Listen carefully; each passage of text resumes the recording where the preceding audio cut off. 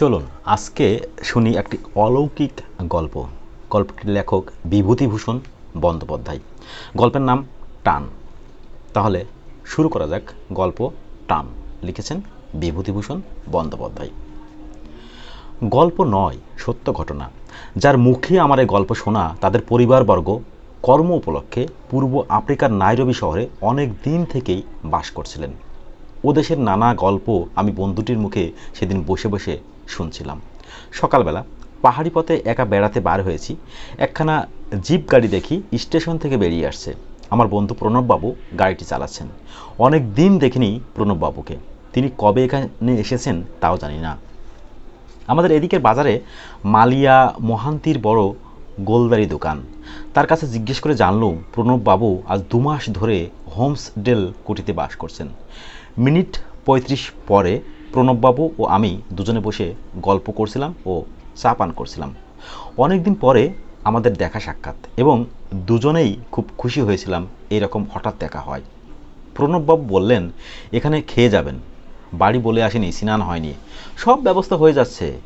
তাহলে থাকবেন তো? একটা খুব ভালো গল্প বলবো, খেয়ে দে ওই বুড়ো হর্তকিতলায় ছায়ে বসে, কেমন? ও লাখপতিয়া, এখানে এসো, এই বাবুর বাড়ি গিয়ে খবর দিয়ে আসো তো। এখানে কতদিন আর থাকবেন? বুধবারে চলে যাব। আজ দেখা হতে বড় ভালো হলো। কতদিন দেখা হবে না আর কে জানে। অথচ আমরা কলকাতাতেই থাকি, ঠিকানা না জানাতেই। মাংস খান তো? খুব। নিষিদ্ধ পক্ষীর? খুব। মধ্যাহ্নভোজন খুব ভালোই হলো। এরপর আমরা সেই হর্তকিতলায় গিয়ে বসি। সামনে পশ্চিম দিকে নদীর ওপারে শৈলশ্রেণী। ঝিরঝির বাতাস বইছে নদীর দিক থেকে। একদল সাদা বক পাহাড় শ্রেণীকে পেছনে ফেলে মেঘের তলা দিয়ে উড়ে আসছে এদিকে। প্রণববাবু বললেন, আপনি আমার জীবনের কথা কিছু কিছু সকালবেলা শুনেছেন। আজ একটি অসাধারণ ঘটনার কথা বলবো। এ আমার নিজের চোখে দেখা বলে আপনার কাছে বলার ইচ্ছেটা বড় প্রবল হয়েছে। আপনি জানেন আমার বাবা ও কাকা উগান্ডা রেলপথ তৈরির সময় থেকেই ওদেশে ছিলেন। আমার এক কাকা বেলজিয়ান কঙ্গোতে কমলা লেবুর আবাদ করেন। আমার বাবার অনেক আগে থেকে তিনি আছেন সেদেশে। তার 4-5টি ছেলে বিগ গেম হান্টার। লোহার মতো শরীর, অনর্গল সোহালি ভাষায় কথা বলতে পারেন, সেদেশের নেটিভদের মতোই। এসব কথা গল্পের মতো শোনাচ্ছে নাকি? কিন্তু ঘর ভোলা লোকের কাছে এসব যতই গল্প বলে মনে হোক, আমরা জানি বাংলাদেশের লোক কত দূরে দূরে ছড়িয়ে আছে। আমাদের পৈতৃক বাসভূমি বলাগড়ের কাছে শিমুলিয়া। 10 বছর বয়সে আমি প্রথম নাইরোবি যাই। ভিক্টোরিয়া নয়াঞ্জা হ্রদের তীরবর্তী কাম্পালা নামক ছোট শহরে সীতানাথ বন্দ্যোপাধ্যায় বলে একজন ভদ্রলোক স্কুল মাস্টারি করতেন সে সময়। আমাদের পরিবারের সঙ্গে তার খুব ঘনিষ্ঠতা ছিল। সে সময়ে তিনি বিবাহ করেননি। ছুটি ছাটাতে নাইরোবিতে আমাদের বাসায় এসে বসতেন। তিনি দিন কতক আমায় ইংরেজি পড়াবার ভারও নিয়েছিলেন। সে সময় ওদেশে জিনিসপত্র খুব সস্তা ছিল। মাংস, দুধ, মাখন, কফি যথেষ্ট পাওয়া যেত। সমগ্র নাইরোবিতে 3 ঘর বাঙালি পরিবার ছিল। সকলেই উগান্ডা রেলপথের কর্মচারী। আর একজন ছিল খ্রিস্টান, ধর্মপ্রচার করবার কাজে কি এক মিশন কর্তৃক প্রেরিত। মাঝে মাঝে নাইরোবিতে থাকতো, মাঝে মাঝে দূর পল্লী অঞ্চলে চলে যেত। আমি 15 বছর একাদিক্রমে নাইরোবিতে ছিলাম বাবা মার সঙ্গে।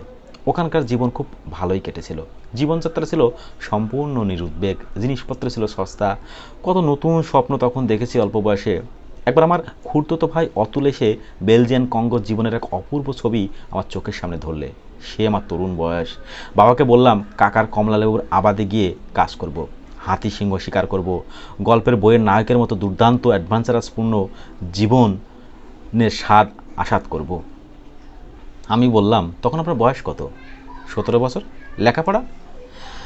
কামপালার সেই মাস্টার সীতানাথ বাড়ুজ্যে ইংরেজি পড়াতেন, আর স্টেশন মাস্টার দর্শন সাহেবের মেমের কাছে অঙ্ক কষতাম। আমায় বড় ভালোবাসতেন দর্শন সাহেবের স্ত্রী। তার এক ছেলে ছিল প্রায় আমার বয়সী। একটা এয়ার গান নিয়ে তার সঙ্গে খেলা করতাম। শিকারের ঝোঁক ছিল আমাদের দুজনেরই। নাইরোবির বাইরে তখন বিস্তীর্ণ প্রান্তরে কন্টক ও শিমশা গাছের বনে জেব্রা, সিংহ, জিরাফ, উটপাখির দল বিচরণ করত, এখনও করে। আমরা কতবার এইসব অঞ্চলে যেতাম বন্যজন্তু শিকারের জন্য। একবার একদল সিংহের সামনে পড়েছিলাম। তার মধ্যে এক গর্ভবতী সিংহ ছিল। সে আমাদের প্রায় চোখের সামনে একটা ঝোপের আড়ালে 3-4টে শাবক প্রসব করেছিল। সুতরাং লেখাপড়া সেখানে তেমন হয়নি। আপনি ডাক্তারি করেছিলেন কোথায় পড়াশোনা করে? সে অনেক পরে, কলকাতায় ডাক্তারি পড়ি। কত বছর বয়স তখন আপনার? 25 বছর। অত বছর বয়সে ডাক্তারি পড়লেন, পাশ করেছিলেন? হোমিওপ্যাথিক কলেজে পড়ি, মাত্র 3 বছরের কোর্স ছিল তখন, তাতেই যথেষ্ট রোজগার করেছি বা এখনও করছি। ভাগ্যটা ভালো আপনার। আমি প্রথমে প্র্যাকটিস করি ডার এস সালামে, তারপর মম্বাসায়, ওখান থেকে বোম্বে থেকে কলকাতায় এলাম। পয়সা যা কিছু বেশি রোজগার করি সবই ডার এস সালামে। আবার ইচ্ছে ছিল সেখানে যাই, কিন্তু সেখানে সুবিধা হবে না। মেলান গভর্নমেন্টের আওতায় ও উৎসাহে যে অবস্থার সৃষ্টি হয়েছে, তাতে ভারতবাসীদের আর সেখানে হয়তো সুবিধা হবে না। ওরাই বেশি ডাকত। কারা? আফ্রিকানরা। ওদের মধ্যে অনেক ভারতীয় মেয়ে বিয়ে করেছিল সে সময়, অনেক মেয়ে ভারতীয় স্বামী গ্রহণ করেছিল। আস্তে আস্তে উভয় সমাজে এ প্রথাটা চালু হচ্ছিল। এবার আসল গল্পটা বলুন। বেলা গিয়েছে, বাকিটুকু অথবা আসলটুকু অতি অল্প, কিন্তু ভারী অদ্ভুত।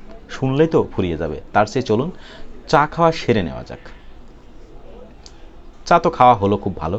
ও বেলাও যাতে আমি থাকি সেজন্য প্রণব বাবু ও তার স্ত্রী পিড়াপিড়ি করতে লাগলেন। এবেলা নাকি ভালো করে খাওয়ানো হলো না, আমার খাওয়ার নাকি খুবই কষ্ট হলো।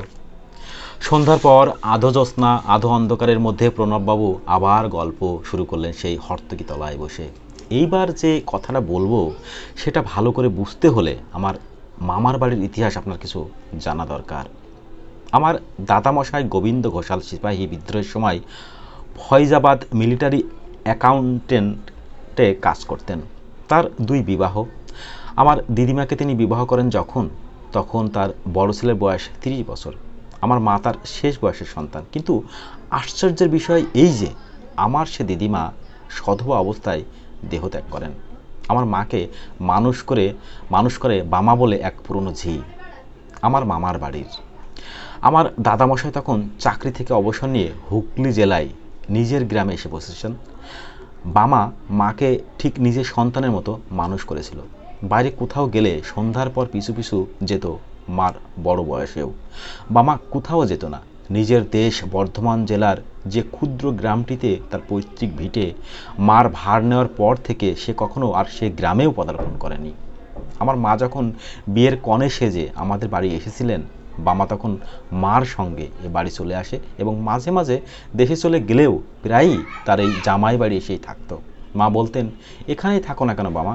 সে বলতো, না খেদি, মার ডাকনাম ছিল খেদি, জামাই বাড়ি কি থাকতে আসে? লজ্জার কথা। সে কিন্তু মাকে ছেড়ে বেশি দিন থাকতে পারতো না। কিছুদিন পর পর প্রায়ই আসতো। আসবার সময় মা যা খেতে ভালোবাসতেন ছোটোবেলায়, নারকেল নাড়ু, চিড়ে, কলা এইসব জোগাড় করে নিয়ে আসতো। শুধু হাতে কখনো আসেনি। মামা কিন্তু মারা যায় আমার মামার বাড়িতে হঠাৎ কি একটা অসুখ হয়ে। মার সঙ্গে দেখা হয়নি। মার সেজন্য খুব কষ্ট হয়েছিল। আমাদের কাছে পর্যন্ত বামার নাম করতেন আর চোখে জল ফেলতেন। আমি বললাম, আপনি বামাকে দেখেছিলেন? না, আমার দাদা দেখেছিলেন। তখন দাদার 6-7 বছর বয়স হবে। তারপর তারপর কর্ম উপলক্ষে বাবা মা উগান্ডা চলে গেলেন এবং সে দেশে বাস করতে লাগলেন। আমরাও গেলাম, ক্রমে বড় হলাম সে দেশে। বাবার চাকরির উন্নতি হলো। আমার এক বোনের বিয়ে হলো মম্বাসায়। সেখানে হুগলি জেলায় বন্দিপুরের রামতারণ চক্রবর্তী শিপিং কোম্পানির অফিসে চাকরি করতেন। তার বড় ছেলে শিবনাথ আমার ভগ্নিপতি। পরের বছর আমার মা মারা গেলেন। আমার বোনের বিয়ের আগে থেকেই তিনি হৃদরোগে কষ্ট পাচ্ছিলেন।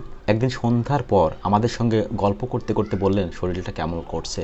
তারপর ঘরের মধ্যে গিয়ে বিছানায় শুয়ে পড়লেন। ডাক্তার আসবার আগেই মারা গেলেন। এবার আসল কথাটা এসে গিয়েছে। মা তো মারা গেলেন সন্ধ্যার সময়। অনেক রাতে লোকজন জোগাড় হলো। যে কটি বাঙালি পরিবার নাইরবিতে সে সময় থাকতো, তাদের সকলের বাড়ি থেকেই মেয়েরা ও পুরুষেরা এলেন সে রাতে আমাদের বাড়ি খবর পেয়ে। রাত 11টার পর আমরা শ্মশানে মৃতদেহ নিয়ে গেলাম। নাইরবির বাইরে শহর থেকে প্রায় 1 ক্রোশ দূরে অপেক্ষাকৃত নিচু জায়গায় নদীর ধারে শ্মশান। স্থানটা বড় নির্জন ও ঘাসের জঙ্গলে ভরা।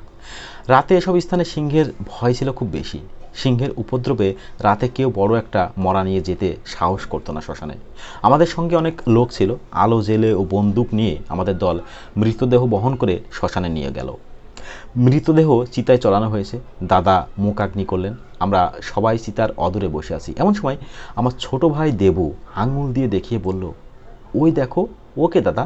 আমি চেয়ে দেখলাম শ্মশানের দক্ষিণ দিকে একটা গাছতলায় একজন ভারতীয় বৃদ্ধা মহিলা চুপ করে বসে এক দৃষ্টে চিতার দিকে চেয়ে আছে। পরনে তার আধময়লা থান কাপড়। বাবা সেদিকে চেয়ে বলে উঠলেন, সর্বনাশ, ও যে বামাঝি। দাদা বললেন, হ্যাঁ বাবা, বামা দিদিমার মতোই দেখতে বটে। বাবা বললেন, তোর মনে আছে? একটু একটু মনে পড়ে বাবা। আমরা সবাই অবাক হয়ে সেদিকে চেয়ে রইলাম। সত্যি এই গভীর রাতে এই দুর্গম সাপত সংকুল শ্মশান ভূমিতে কোনো বাঙালির মেয়ে আসবার কথা কেউ কল্পনা করতে পারে না। আমরা কেউ তাকে চিনিও না, কেবল চেনেন বাবা এবং সামান্য কিছু চেনে দাদা। তাদের সাক্ষ্য সেখানে সেদিন গভীর এক তত্ত্বের অবতারণা করলে, কোথায় বা চিতা, কার বা মৃতদেহ, মৃত্যুই বা কার। বৃক্ষতলে উপবিষ্টা নারীমূর্তি কিন্তু আমাদের দিকে লক্ষ্য করেনি। সে সম্পূর্ণ নিষ্পৃহ উদাসীনভাবে এক দৃষ্টে জ্বলন্ত চিতার দিকে চেয়ে বসেছিল। এখনও সে ছবি আমি দেখছি যেন চোখের সামনে। চিরকাল আঁকা থাকবে সে ছবি আমার মনের পটে। হুগলি জেলার এক অখ্যাত গ্রাম থেকে মৃত্যুজয়ী স্নেহের টানে আজ ২০ বছর পরে বামাঝি চলে এলো পূর্ব আফ্রিকার নাইরোবির শ্মশান ভূমিতে। বেশিক্ষণ আমরা দেখতে পাইনি, সব শুদ্ধ বোধ হয় মিনিট ৫-৬ হবে। বামাঝিকে আমরা দেখতে পেয়েছিলাম সবাই মিলে। তারপরই মিলিয়ে গেল সে মূর্তি। আমরা বেশি কিছু কথা বলিনি। এরপর দাহকার্য শেষ করতে সকাল হয়ে গেল। নদীতে স্নান করে আমরা বাড়ি ফিরে এলাম। তখন বেলা ৭টা, সাড়ে ৭টা। ওই নদী তীরেই আমার মার ১০ পিণ্ডু দেওয়া হয় এর ১০ দিন পরে, এবং মন্ত্র উচ্চারণ করেছিলেন রেল অফিসের অবিনাশ গাঙ্গুলি। নাইরোবির বাঙালিদের বাড়ির মোটামুটি বিয়ে, পৈতে, ষষ্ঠী পুজো তিনিই করতেন। তার নামই ছিল আমাদের মধ্যে পুরুত কাকা। নদীর ওপারে শৈলশ্রেণী সন্ধ্যার অন্ধকারে ঢেকে গেল। গল্পটি এখানেই শেষ।